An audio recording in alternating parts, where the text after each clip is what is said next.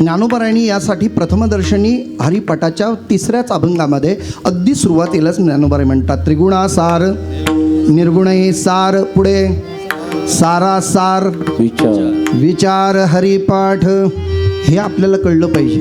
विचार करे तो पुरुष, विचार न करे तो पशु. माणसाच्या जीवनामध्ये विचार अत्यंतिक महत्त्वाचा आहे. मग विचार कुठे मिळतील, त्याचं दुकान कुठे असेल? महाराज म्हणतात, चंद्र तेथे चंद्रिका, शंभू तेथे अंबिका, संत तिथे विवेकासने की जे विठला. म्हणून विचार सागरामध्ये त्याचं वर्णन आहे. नित्य वस्तू विवेक. तुम्ही नित्य काय, अनित्य काय, खरं काय, खोटं काय, शाश्वत काय, अशाश्वत काय, पाप काय, पुण्य काय, याची विचारधारा आम्हाला कळावी. आणि हे विचार जर कुठे मिळत असतील तर या व्यासपीठावर मिळतात. आणि म्हणूनच कीर्तन प्रवचनाचा आविष्कार ज्या वेळेला ज्या ज्या ठिकाणी असेल, आपल्या शरीराची जरी नितांत गरज नसली तरी बौद्धिकतेची नितांत गरज आहे. आणि ही बौद्धिकता आपली जर सुधारायची असेल तर आम्हाला याच व्यासपीठाचा आधार घ्यावा लागेल. विचार वाचून विजय समाधान, विजय समाधान. विचार वाचून विजय समाधान, विजय समाधान. विचारा वाचून न पविजे समाधान. बसलेले इथपासून महाराजांपासून ते शेवटपर्यंत जे जे श्रवणीय आहेत किंवा श्रवण करतायत, विचाराशिवाय कुणालाही समाधान या जगात मिळत नाही. हे शास्त्रकारांचं अर्थात जगद्गुरु तुकोबारायांचं प्रमाण आपल्याला पाहायला मिळते. म्हणजे संसार करायचं तरी विचार असायला पाहिजे आणि परमार्थ करायचा झाला तरी विचारच असला पाहिजे. मग या विचारासाठी काय करावं लागेल? या व्यासपीठाचा आधार घ्यावा लागेल. म्हणजेच नेमकं काय होईल, या विचारांचं दर्शन घडवायचं झालं तर तो बुद्धीत होतो. म्हणून मगाचं आपलं चिंतन आहे, शरीरासाठी असणारे अन्न वेगळं आणि या बुद्धीसाठी लागणारं खाद्य वेगळं. हे संत विचार जोपर्यंत आमच्या बुद्धीत शिरकाव करत नाही तोपर्यंत आमची बुद्धी प्रगल्भ होत नाहीत. आणि बुद्धी जोपर्यंत प्रगल्भ होत नाही तोपर्यंत तुमचा आणि माझा उद्धार अनिश्चित नाहीच. कशावरून? भगवान परमात्म्याने गीता सांगितली. कुणाला? अरे बोलत तर चला तुम्ही. अर्जुनाला गीता सांगितली. बरोबर आहे, आपलं काही संबंधच नाही.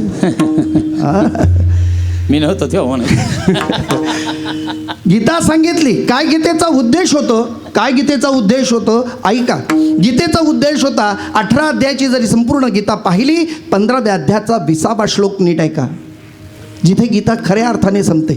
इति गुह्यतमं शास्त्र मिदमुक्त मया नघ एतद् बुद्ध्वा बुद्धिमान स्यात् कृतकृतश्च भारत. हे अर्जुना, हे सगळं मी तुझ्या बुद्धीत घालतोय. हे सगळं जे ऐकलंस ते श्रवण कर, कथन कर, मनन कर, चिंतन कर, निधिध्यास कर, साक्षात्कार घडेल. इतकंच नाही, तू कृतकृत्य होशील आणि तुझा उद्धार होईल. याचा अर्थच आपल्याला कळला असेल की हे विचार भगवान परमात्म्यापासून आलेत आणि ते आम्हाला उद्धाराण्याचा मार्ग सोबवतायत. अर्थात तो मार्ग सांगतायत तो कुठे, तर या ठिकाणी. म्हणून आज आपल्याला परिवर्तनाचा विचार केला तर मानवी प्रकृतीचा परिणाम आता जर विचार केला बदल करता येत नाही. परत बोलतोय मी, शारीरिक बदल माणसाला अपेक्षित नाही. पेक्षा अधिक गरज कशाची आहे? बौद्धिक बदलाची. ज्ञानोबरायांनी माणसं बदलली म्हणजे नेमकं काय केलं? पूर्वी माणसं पायावर चालत होती, आता काय हातावर चालतात का? माणसं बदलली म्हणजे काय?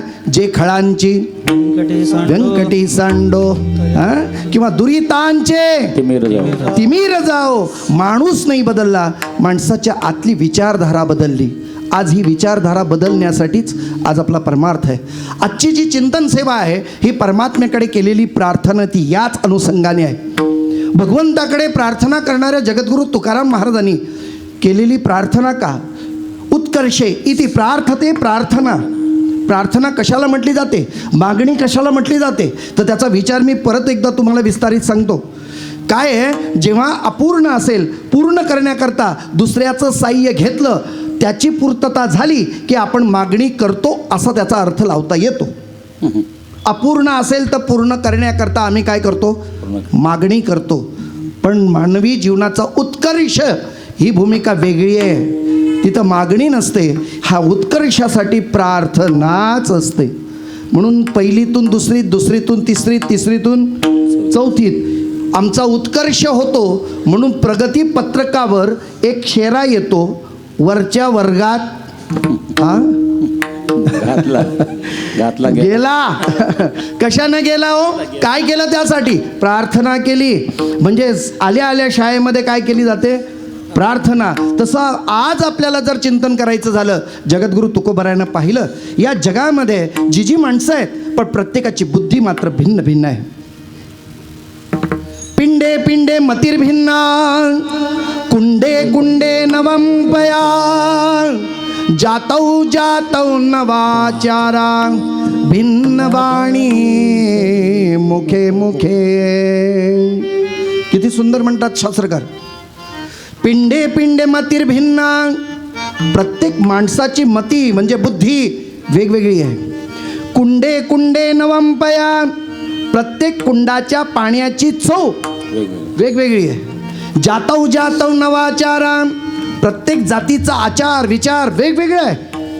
भिन्न वाणी मुखे मुखे, प्रत्येक माणसाच्या मुखातून येणारी वाणी भिन्न आहे. म्हणून प्रत्येक गोष्टीचा विचार करत असताना महाराज म्हणतात मती भिन्न आहे. पण या आलेली मती, असलेल्या मतीचा योग्य तो उपयोग करणं महत्त्वाचं आहे. जगद्गुरु तुकोबारायांनी यासाठी तुमचा माझा विचार केला. आमची बुद्धी ही बुद्धी स्थिर राहत नाही. या बुद्धीमध्ये होणारे वलयांकित नव्हे त्याचे तरंग जगद्गुरु तुकोबारायांनी पाहिले. आणि त्यासाठी तुम्हा माझ्यासाठी अखिल कोट ब्रह्मांड नायक प्रभू परमात्म्याच्या समोर उभे राहिलेत आणि प्रार्थना करतायत. अभंगाचं पहिलं चरण. दुर्बुद्धी ते मना, दुर्बुद्धी ते मना, दुर्बुद्धी ते मना, दुर्बुद्धी ते मना, दुर्बुद्धी ते मना, दुर्बुद्धी ते मना, दुर्बुद्धी ते मना,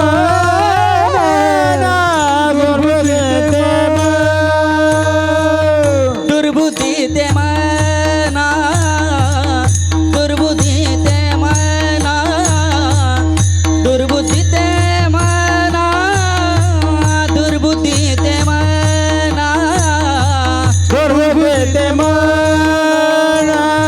दुर्बुद्धी ते मना, दुर्बुद्धी ते मना, दुर्बुद्धी ते मना. कदानुपजोत नारायण, कदानुपजोत नारायण, कदानुपजोत नारायण, कदानुपजोत नारायण.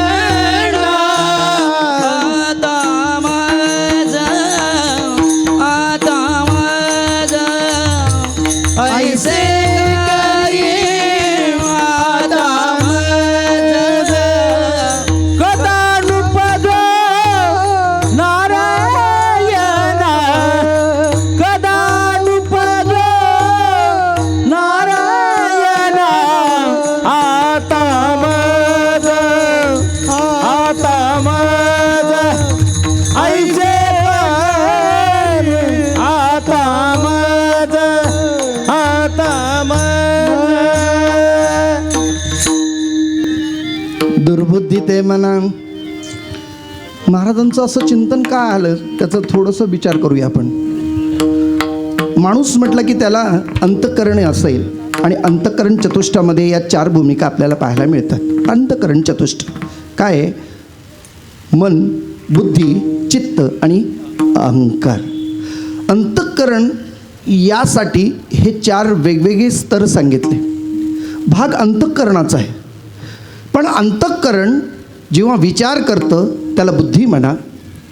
अंतःकरण जेव्हा संकल्प विकल्प करतं त्याला मन म्हणा. अंतःकरण जेव्हा निश्चय करतं किंवा चिंतन करतं त्याला चित्त म्हणा आणि अहंकार स्फुरण पावतं अंतःकरणात, त्याला अहंकार म्हणा. महाराज म्हणतात हे चारही गोष्टी जर पाहिल्यात तर माणसाच्या जीवनामध्ये बुद्धी ही प्रगल्भित आहेच. बुद्धी प्रत्येकाला दिली आहे, फक्त वापर भिन्न भिन्न पद्धतीचा केला जातो. व्यवहारात जेवढे माणसं बुद्धीचा वापर करतात तेवढा परमार्थात करत नाहीत, हे त्याचं विधान मी फक्त तुमच्यासमोर ठेवतो. आपण बुद्धीचा वापर व्यवहारात किती करतो, मी अगदी सोप्या सांगून जातो. माणसं इतकी हुशार झालीत, आता बुद्धिवान झालीत की किती कसं पटकन माणसाला फसवायचं हे सांगायची गरज लागत नाही. एक दोन उदाहरणं देतो म्हणजे पटकन लक्षात येईल. काही घटना ह्या कालबाह्य झाल्या असतील तरी त्याचा उजाळा करण्याकरता मी पुनरावृत्ती करतो. काय घडलं, पावसाळ्याच्या दिवसात माशा खूप वळवळ करतात. एका माणसाने एक पोतं भरून पुड्या घेऊन आला होता. 50 पैसे पुडीची किंमत होती. एक बोर्ड लावला होता, पावसाळ्यात येणाऱ्या माशांना घालवून लावण्याच्या, हाकलून लावण्याच्या सुंदर उपायाचं औषध या ठिकाणी आहे. ते बोर्ड लावल्यावर लोक वाचून यायचे. म्हटलं कसं दिलं औषध, कसं आहे, म्हणे 50 पैसे. आता 50 पैसे म्हणजे अगदीच नाममात्र किंमत आहे. लोकांनी 2, 5, 10 असं विकत घ्यायला सुरुवात केली.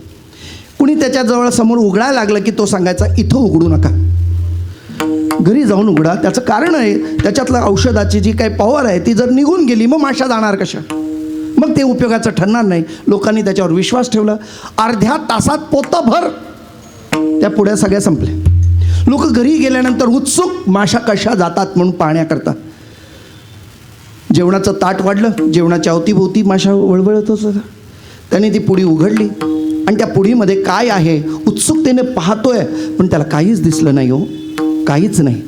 कशाचं औषधही त्याच्यात दिसलं नाही. काही पावडर नाही, काही त्याला गंध नाही, सुगंध नाही. पण एक ओळ लिहिली होती ती मात्र आठवा आणि ती पहा. त्यात एक ओळ अशी लिहिली होती त्या औषधांच्या कागदावर, उजव्या हाताने जेवा, डाव्या हाताने माशा. बरं, किती रुपयाला घेतले आपण? 50 पैसे. हा, जे काय 50 पैसे. ही अक्कल आम्हाला काही विकत घ्यावी लागली का? का लागली? अहो, विकत आम्हाला घेण्यापेक्षा त्यांनी बुद्धी कौशल्यानं ते विकली, हे तितकंच सत्य आहे. माणसं महत्त्वाचं बोलून जातो, व्यवहारात दक्षता आहे. आता कधी कधी ठकास महाटक भेटतं ना, त्यातलं एक उदाहरण देतो. बुद्धीला बौद्धिकतेचा विचार सांगताना एक नवीन जोडपं, विवाहित जोडपं एस टीमध्ये चढलं. कंडक्टरला तिकीट सांगितली, 1.5 वडखळ द्या. 1.5 वडखळ त्यांनी पाहिलं. 25-30च्या घरातले हे 2 सपत्नी आहेत, तो 1.5 कसं काय? सीट मिळाल्यावर बसल्यानंतर त्यांनी विचारलं 1.5 कशी काय? त्या माणसाने सांगितलं ही माझी अर्धांगिनी आहे म्हणून हिची तिकीट अर्धी. कंडक्टर त्यावेळेला काहीही बोलला नाही. शांतपणे त्यांनी ती पूर्वीची असे इकडचं एक तिकडचं एक तिकीट काढायचं आणि त्याला पंच करायचं. पत्नीचं लक्ष बाहेर गेलं खिडकीतून. हे पाहताच तिच्या नवऱ्यानं लगेच पुन्हा एकदा कंडक्टरला सांगितलं, ऐकलत का मी का म्हणालो? ती जरा हाफ मॅड आहे म्हणून तिची अर्धी आहे. आता ही काही उक्तीने सांगायची काही गरज नव्हती. त्यांनी सांगितलं. कंडक्टरने तिकीट फाडलं आणि त्याचे पैसे घेतले. किती घेतले? 2 तिकिटीचे पैसे घेतले. तो म्हणाला, अहो तुम्हाला 1.5 सांगितली ना, मग तुम्ही 2 तिकिटीचे पैसे कसे काय घेतले? त्या कंडक्टरने उत्तर दिलं, तुम्ही सांगितल्याप्रमाणेच केलं. तुमच्या पत्नीची अर्धीच तिकीट काढली, पण मात्र तुमची स्वतःची 1.5 काढावी लागली. तो म्हणाला, का? लोक शहाणी असतात आणि तुम्ही 150 म्हणून तुमची 1.5 आणि तिची अर्धी, एकूण किती? विठाला विठाला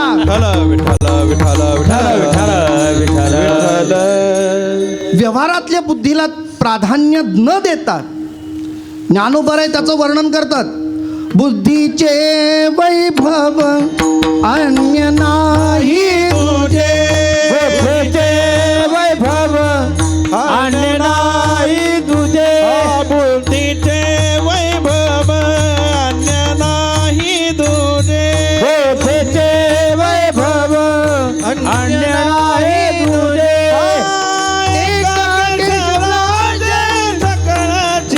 यशोराजे एकाकेशी राजे सकळ सिद्धी, एकाकेशी राजे सकळ सिद्धी, एकाकेशी राजे